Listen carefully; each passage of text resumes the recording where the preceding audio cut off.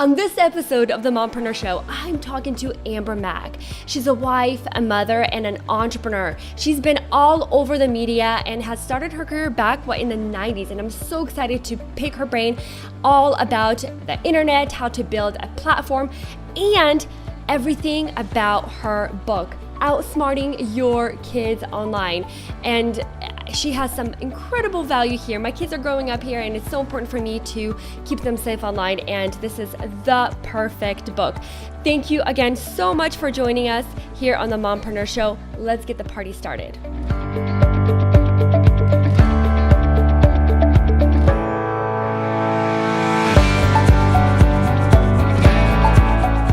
So Amber, tell us how you started this online journey. We'll talk about the book. Let's go back to the very beginning. And how was your journey like? How did you get started? How did you balance having a baby and doing your whole online presence? Yeah, absolutely. So I started my career in San Francisco working at a company called Razorfish, which is a big web design company. I worked on the content strategy side, doing content and information architecture. Subsequently, I worked for two software startups. Then I worked for Microsoft and got involved with tech TV because I do have a journalism degree. I had my son a couple of years after that. And I will say, I think people go through different experiences when they have a child. Some people may feel as though maybe they want to step back from work for a little while. I felt like it did the opposite for me. It really motivated me to work even harder and to be able to provide this amazing life for him and opportunities to travel and do interesting things. So for me, it was the best and biggest motivation that I could ever imagine. That's amazing. Okay, because so often whenever I go travel, or I'm actually away from my family right now, and I have this mommy guilt, like, oh, I'm leaving my babies. I'm gonna miss you guys so much. And I was telling my husband, like, this is so sad. I can't believe I'm leaving them. I feel like I'm ignoring them for this whole week. And he's like, babe, think of it the other way. You're doing this for them. So I love that mindset that you're sharing with us. It's like, it's not that you're taking the time away from your child. You're actually giving him so much more than that. So thank you so much for sharing. So Amber, you were obviously an online entrepreneur before you had your firstborn, your boy. And how did you take time off? Like how did that work out? Yeah, so I was working a full-time job actually as a technology reporter at a local television station, and I had an opportunity to meet Tony Robbins, and I'm a big fan of his, and I got presented with this opportunity to do some work with him as he was trying to grow his digital presence, and so I left the company and ended up starting my own company, and Tony was one of our first clients. About a year later, I had my son, and pretty much started working right away after having him. Listen, I'm not saying that I condone that. It's not for everyone, but because I am self-employed, it was one of those situations where I would, take a little bit time off when I needed it, and then I would work when the opportunity came to me. I also have a partner who works in the same company as me, so we were able to kind of juggle things, and it just worked out well for us. It's not for everybody, but I will say that it's hard, right?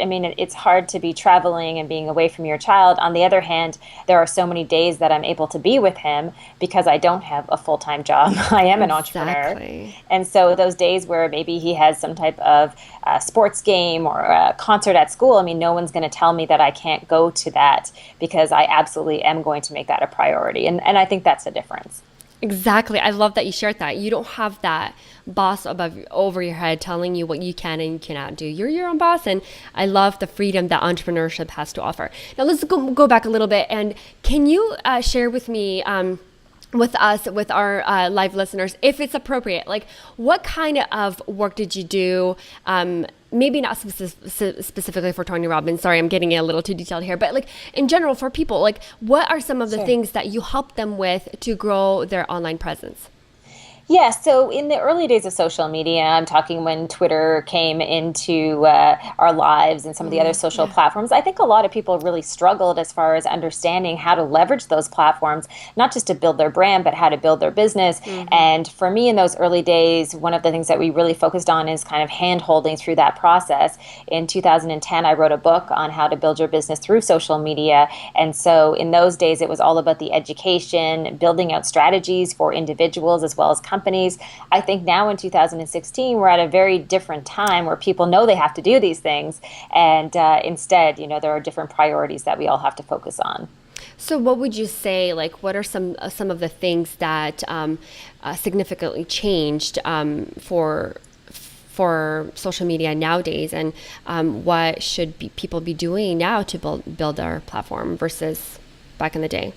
I think one of the main differences between 2016 and maybe 2010 is that today I find as though the platforms are changing much more rapidly and they're launching new features much more rapidly. I mean, you and I have faced this where right now we're talking on Facebook Live and they're adding new features all the time, which mess up what we're trying to do. And we see it with Instagram. Instagram launches stories. Then people wonder, is Snapchat relevant anymore? Exactly. And I think the one key message that I have for everyone, especially as I'm out keynoting and talking, is that we live in a time where you have to absolutely understand how to adapt and how to adapt really quickly and change quickly and not get tied into any one platform because we know how quickly that can change. So you have to focus on having a really great, strong message and that messaging has to come through on all your platforms through the content. But the platforms themselves, I think we've seen that those platforms may change over time and do quickly.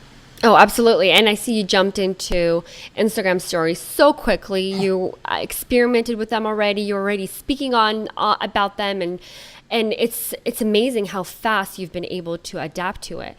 So now, all these social networks are coming up, and we have to be like everywhere. Like, how do we not drown in all these social networks? I feel like I'm like, oh my gosh, Instagram stories is amazing. It's incredible. But I really have to go either Instagram stories or Snapchat, and I have to drop one of them. Like, what are your thoughts on that?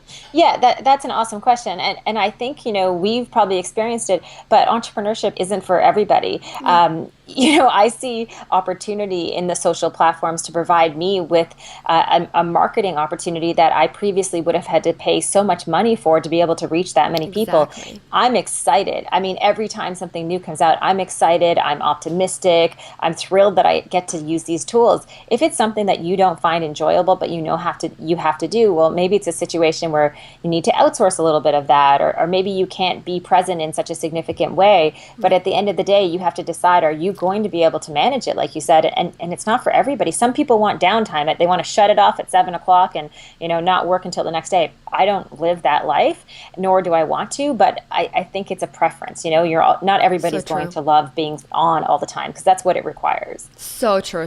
And I completely agree. It's really based on the individual and what they want in life. Like the gal I had on the show last week, she has a very successful business, but she's not on Facebook.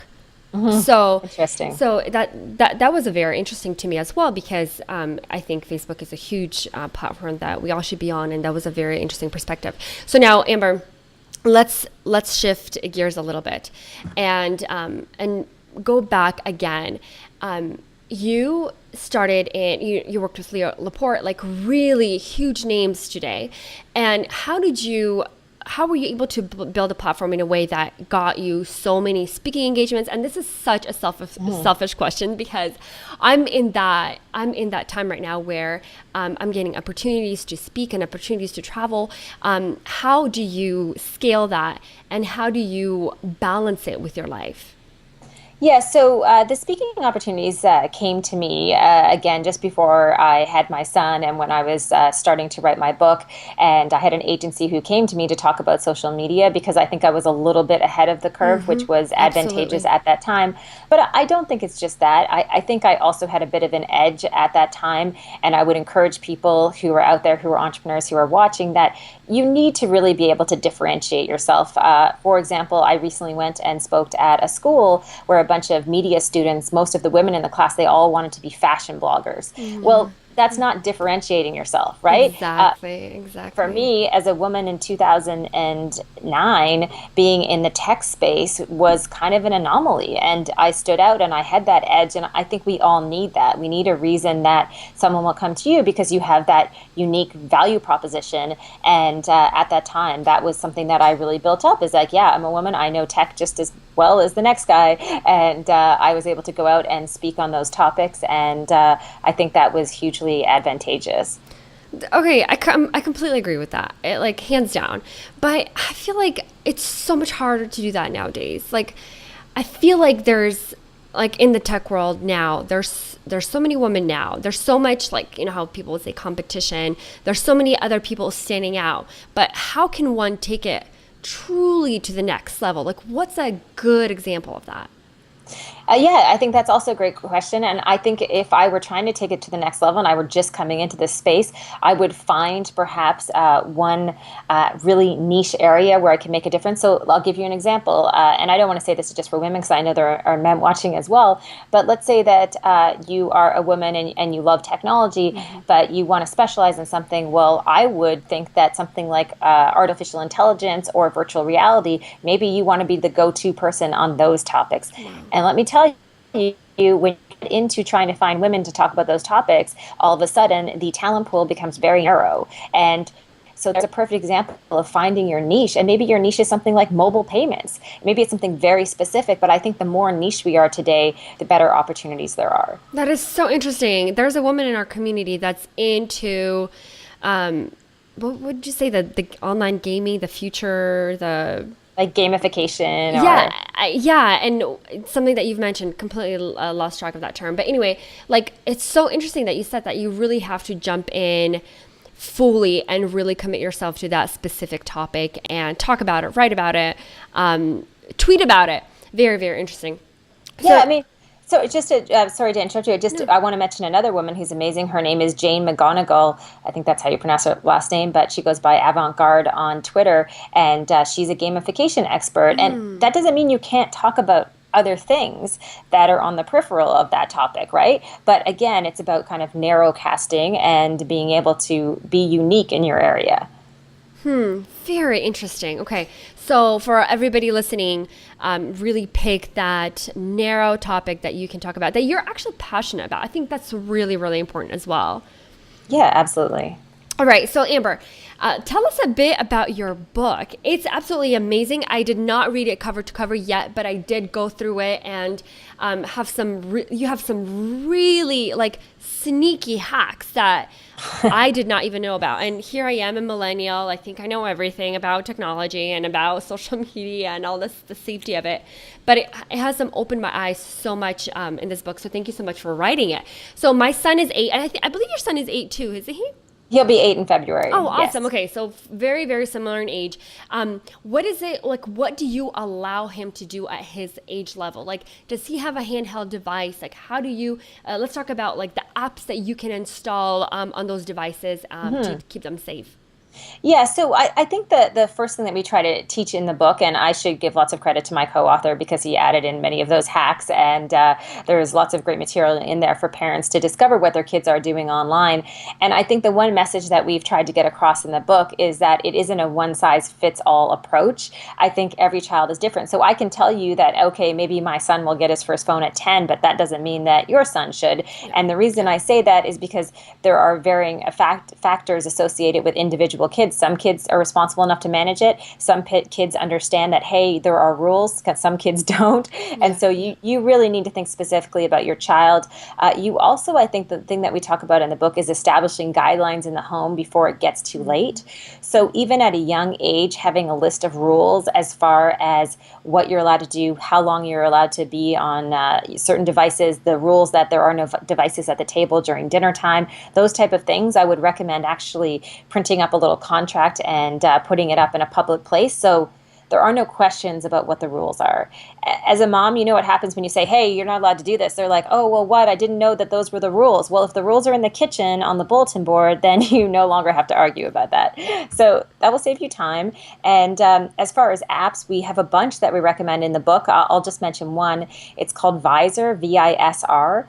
It allows you to monitor social media accounts of your child, and it identifies any issues, keywords like bullying or any references to alcohol or nudity, and it will send you a message. So you don't have to go out to those social media accounts that your child may be on. It will instead inform you if it feels as though there are issues that are out there. So that's a really great one. And many of the apps we recommend are entirely free. And maybe we'll just give you that sense of security that you can know that, hey, you're on top of what your kid is doing on the internet. So good. So good. I love the tip about printing out the rules because kids they really test your limits. And even going before then, like having a conversation. And I really struggled with this a lot because I homeschooled my kids for a few years, and you cannot, it's very hard to have a conversation or set boundaries with your child if you don't have that discipline in place. So I think it's important, like, to really have that communication with your child and let them know that mama means business. So back to the book, Michael Bazzell, right? Is that how you pronounce his name? Yep.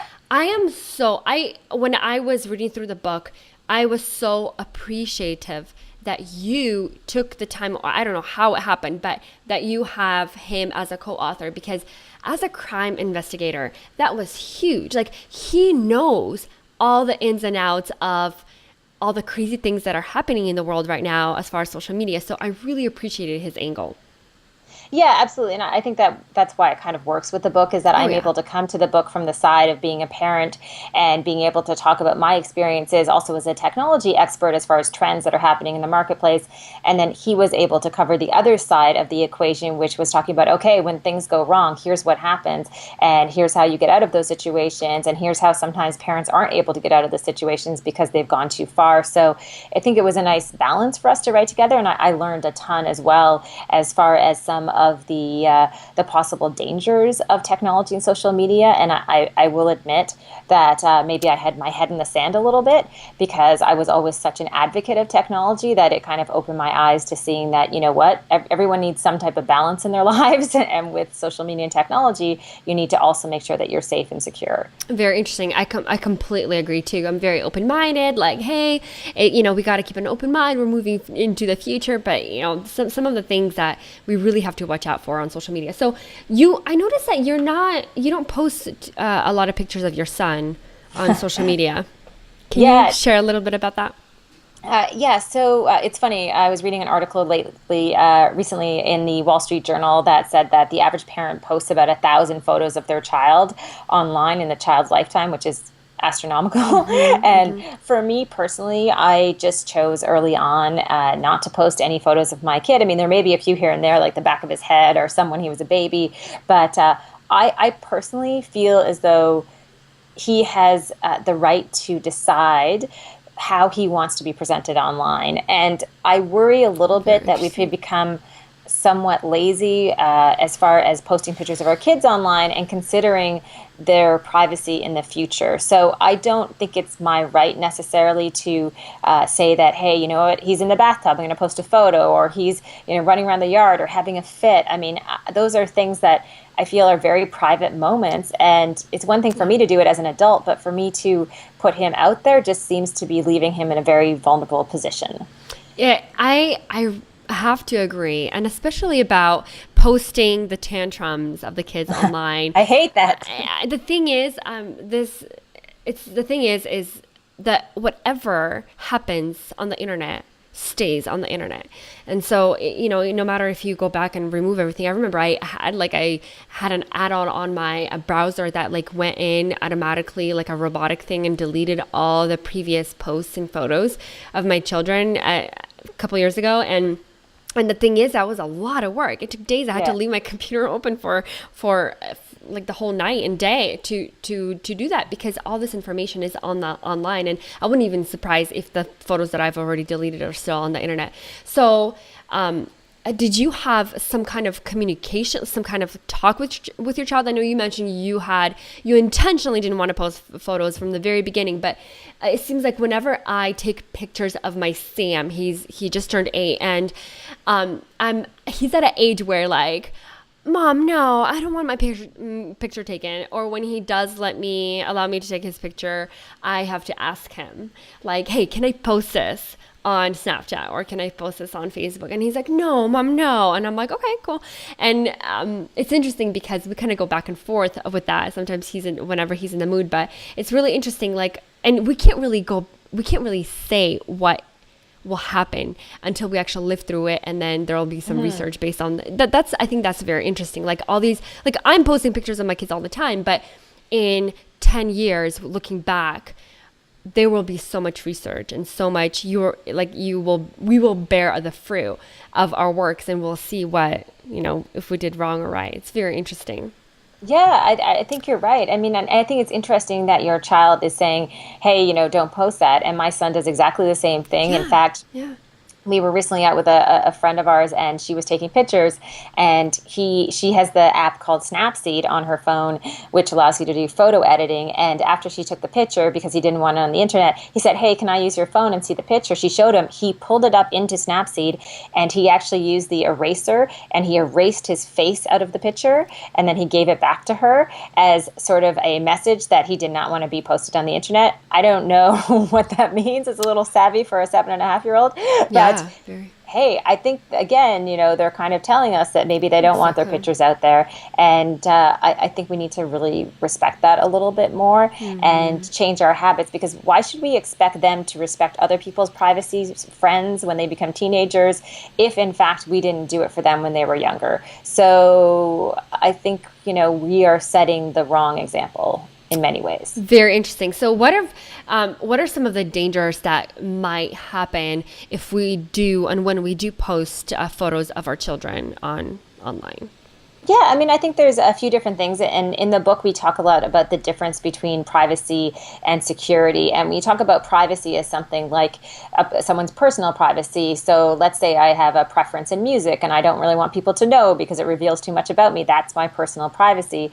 When we define security in the book, and this is something I believe that Michael had defined really well, where he talks about your digital security versus your physical security. So your digital security is things like your bank account, but your physical security could be applied to the safety of your child. So you don't want their picture online so people can identify them, because then all of a sudden if you post a picture of their school, could a stranger potentially know, because they've seen their face and they've seen where they go to school, they could match those things up and be able to identify them at the school, and that is an impact on your actual physical security.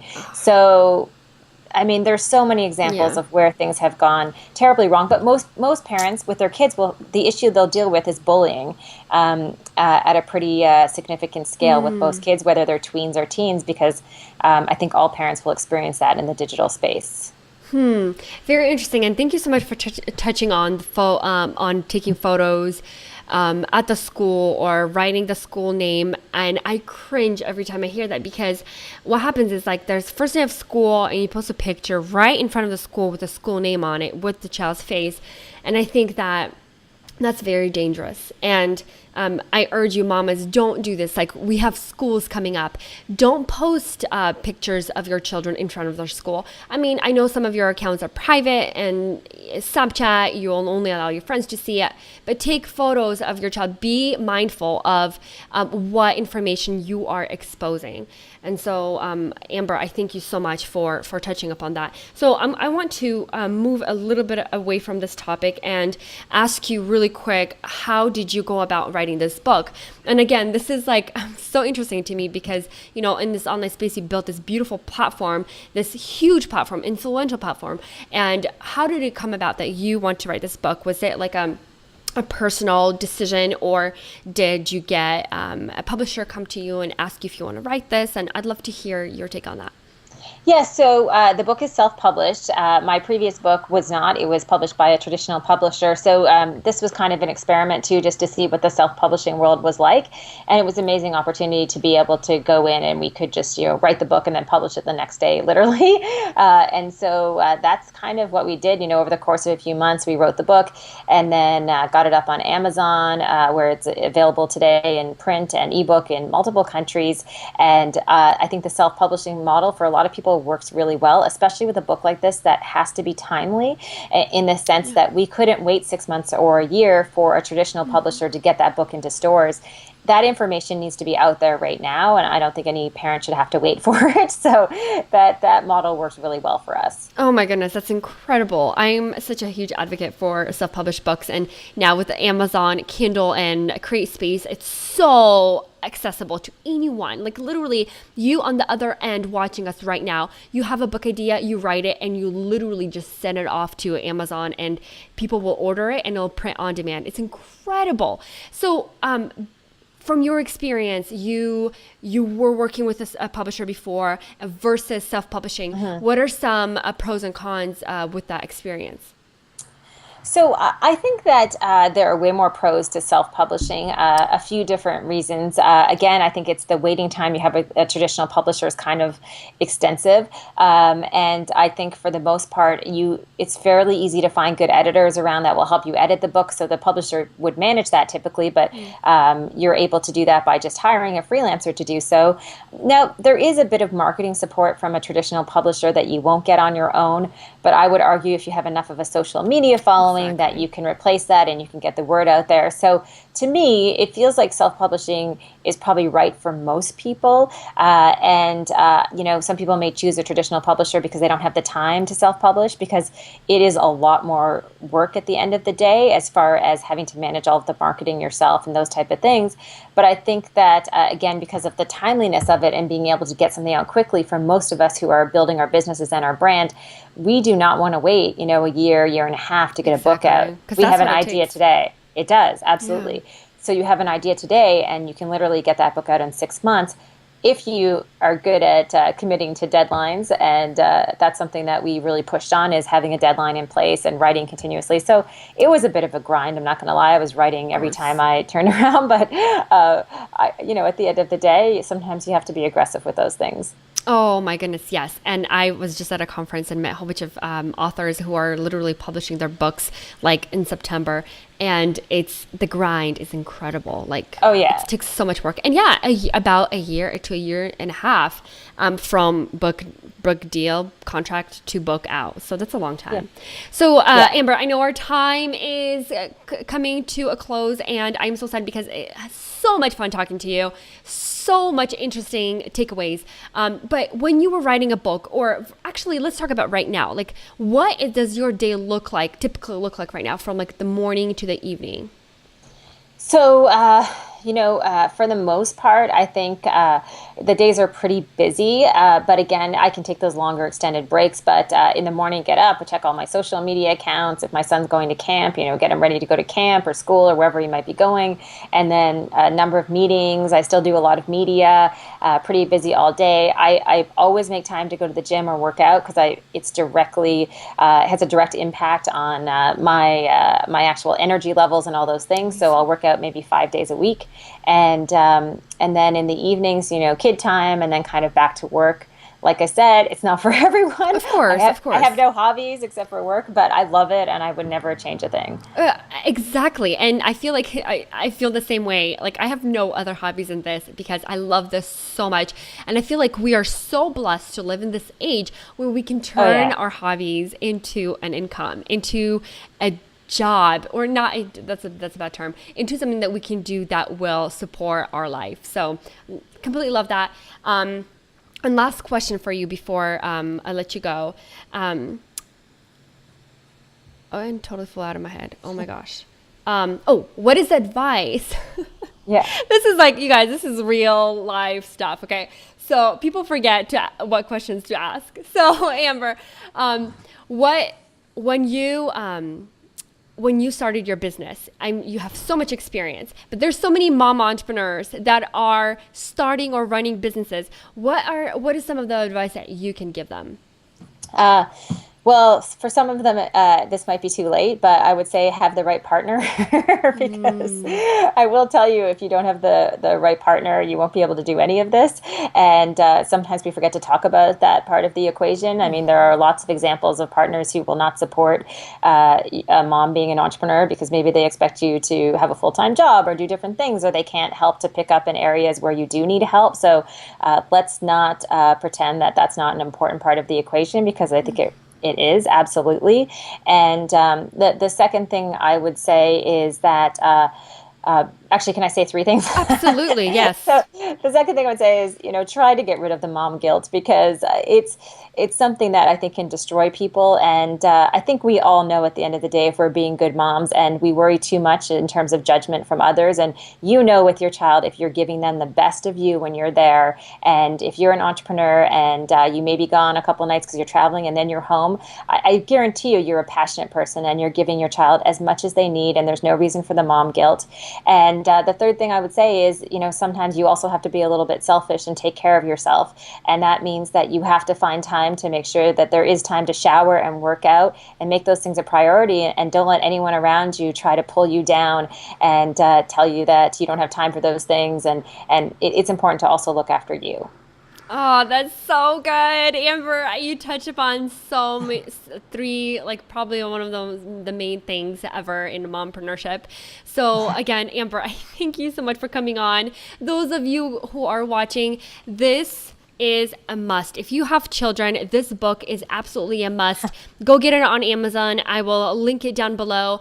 However, if you want to win a copy, let me know in the comments below. What was your biggest takeaway from this interview? Amber, again, thank you so much for your time and for sharing your expertise and your experience with us. All right. Thank you so much for having me. Thank you so much, hon. All right, thank you so much for joining us on the Mompreneur Show. We are live every single Monday at 10 a.m. Pacific, 1 p.m. Eastern. I hope you will join us live next Monday. Remember, every single Monday at 10 a.m. Pacific, 1 p.m. Eastern. I am your host, Vicky Lashenko, and this is a show that features amazing stories of the most remarkable mom entrepreneurs. I will catch you next time. Bye-bye.